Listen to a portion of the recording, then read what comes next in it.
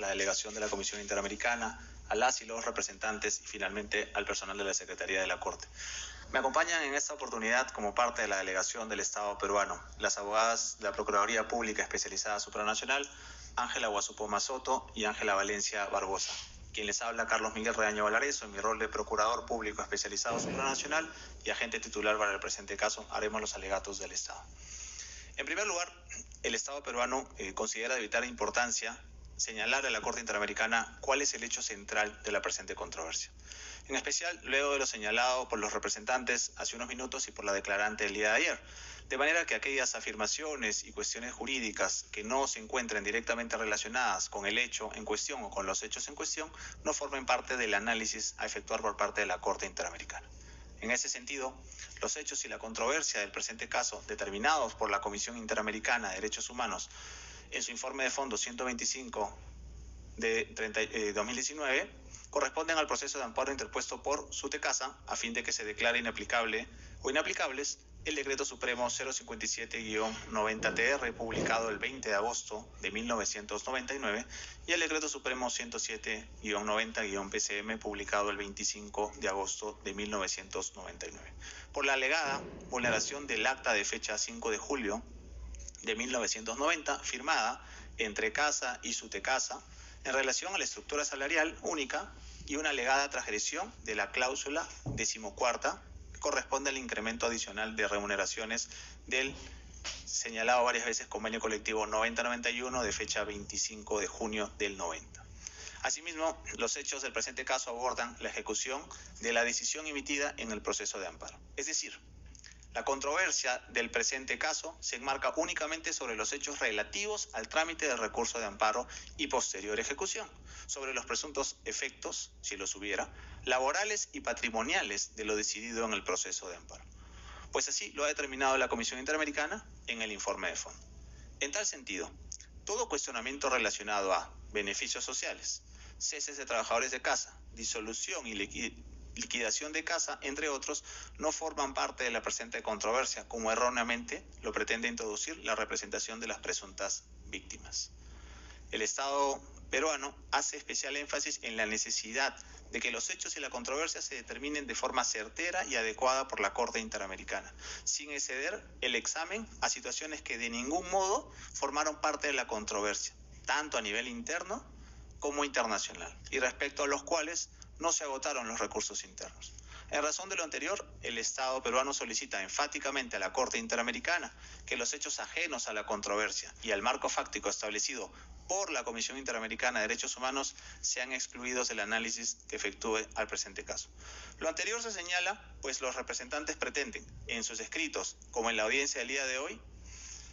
incorporar hechos relacionados con la disolución y liquidación de casa, la llamada privatización, las pensiones, la seguridad social, el cese de los trabajadores, beneficios laborales, entre otros, para alegar sobre esos presuntas vulneraciones a derechos laborales. Por eso, el Estado peruano manifiesta que no corresponde que la Corte Interamericana evalúe dichos aspectos, por, repito, no formar parte del marco fáctico del presente caso y por ser ajenos a la presente controversia.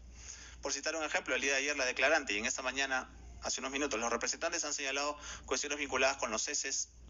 de los trabajadores. Sin embargo, tal situación no fue recogida en el análisis de hecho y de derecho efectuado por la Comisión Interamericana en el informe de fondo, quien determina precisamente el marco fáctico, ni se relacionan directamente con el objeto de la presente controversia. Finalmente, de una simple revisión del expediente que la Corte Interamericana puede y debe realizar, se constata que el objeto de la demanda de amparo no abarcó aspectos pensionarios ni vulneración a algún otro derecho. Más allá de lo que señaló el representante respecto a las 517 páginas de contestación del escrito del Estado peruano, un documento bastante elaborado y que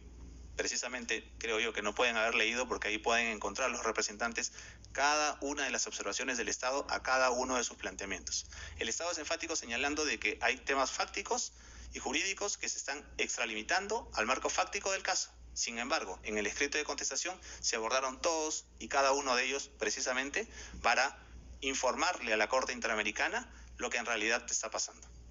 De otro lado, y respecto al número de presuntas víctimas, un aspecto bastante medular en el presente caso,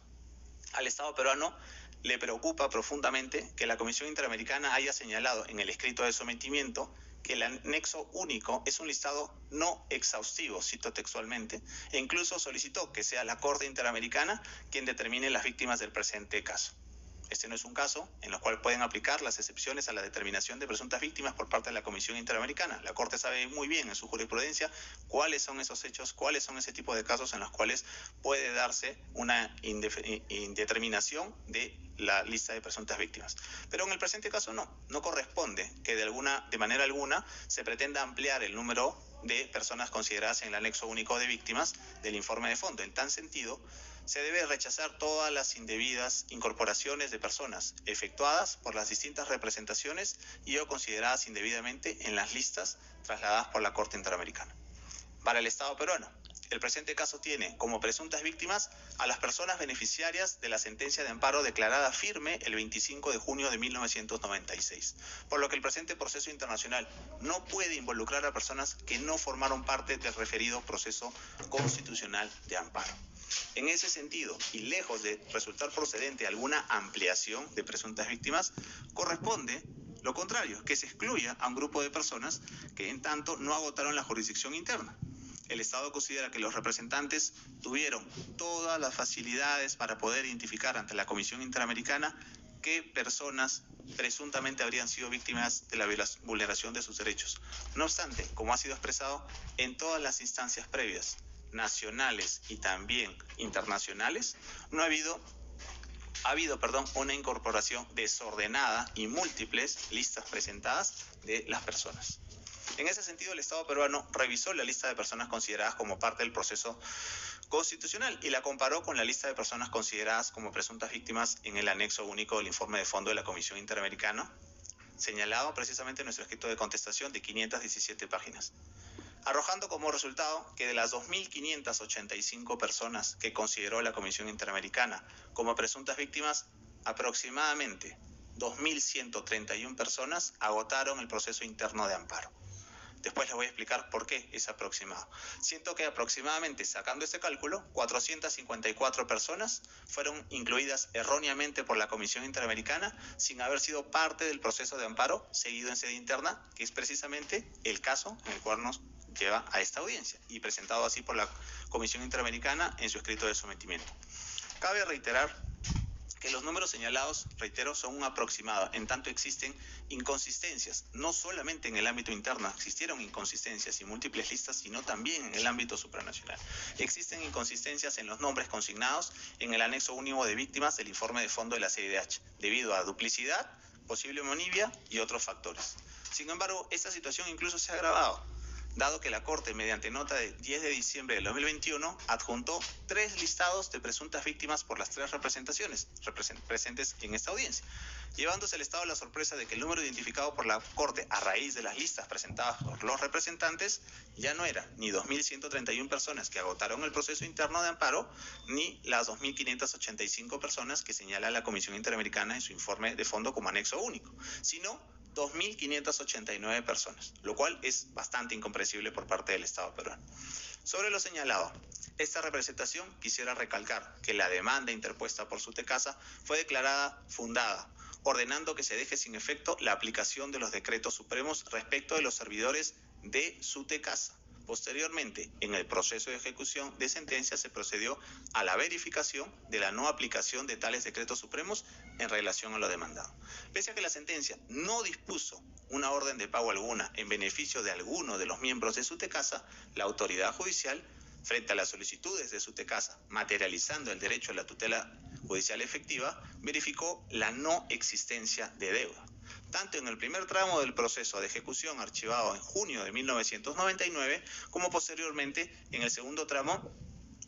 de julio de 2021, donde nuevamente archivó el caso. Ello evidencia, como lo señaló el día de ayer el perito Dante Apolín, que el proceso de amparo se interpuso de una manera preventiva ante un peligro de vulneración de derechos, lo cual en realidad nunca ocurrió, entre otros por motivos cronológicos, lo cual se evidenciará con la línea de tiempo que va a ser expuesta por mi colega en unos próximos minutos, y en esa línea de tiempo se va a precisar precisamente cuál habría sido el impacto de ambos decretos supremos en lo que considera el aumento general o el incremento adicional de remuneraciones. Con ello se acredita solamente cronológicamente, que no hubo incertidumbre judicial ni falta de ejecución. En concreto, en el proceso de ejecución se determinó que el convenio colectivo se ejecutó según lo pactado, que no se adeudaba suma alguna por parte a favor de SUTECAS. En tal sentido, nunca existió una falta de cumplimiento del convenio colectivo 9091, ni adeudo alguno a favor de SUTECAS, ni algún eventual monto que habrían dejado de percibir, ni mucho menos algún efecto patrimonial que se derive del presunto incumplimiento del fallo judicial alegado que poseen los ex trabajadores de SUTECAS, que pueda ser exigible ni a nivel interno ni a nivel interamericano. Se reitera que se cumplió con el convenio colectivo pactado por los miembros de SUTECAS, no existiendo, reitero, determinación de deuda alguna, por lo que el presente caso no puede ser equiparable a los casos ANSEJUP-SUNAT y FEMAPOR, ambos contra el Estado peruano, como erróneamente han señalado los representantes. El órgano judicial constató que dicha inaplicabilidad de los decretos supremos se materializó, pues SECASA jamás los aplicó, estos decretos supremos controvertidos, a la situación de los miembros del sindicato, y que por lo tanto la cláusula 14ª del convenio colectivo mantuvo su plena vigencia y validez. Cabe precisar que en lo relacionado con la aplicabilidad de la estructura salarial única, lo cual ha sido mencionado por los representantes, la cual SUTECASA alegaba y alega indebidamente que se resulta aplicable a sus miembros, se corroboró en dicho proceso de ejecución que la misma, la estructura salarial única, no les resultaba aplicable por ser trabajadores sindicalizados, según normativa interna aprobada por ECASA, pero con el pleno conocimiento y consentimiento de SUTECASA. Esto, a parecer, fue olvidado en el proceso interno y ha sido también olvidado en el proceso supranacional. De otro lado,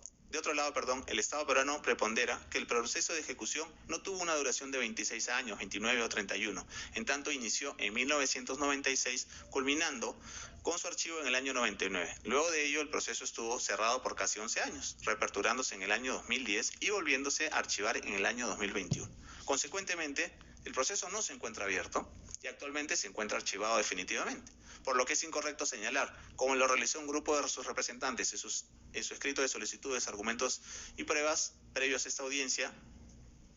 que el proceso se mantenía abierto hasta la fecha. Respecto a cuestionamientos procesales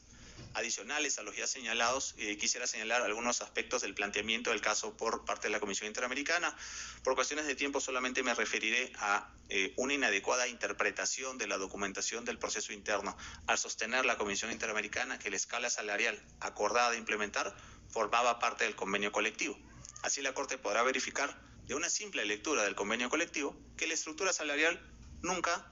tuvo como origen el convenio colectivo. Ninguna de las cláusulas del convenio colectivo hace mención a la implementación de tal escala y por el contrario, la aplicación de la misma, es decir, de la estructura salarial, pues corresponde a trabajadores no sindicalizados y por lo tanto no corresponde a SUTECASA, que tenía otro nivel de remuneraciones. Doy pase a mi compañera Ángela Guasupoma para que continúe con los alegatos orales del Estado peruano. Muchas gracias.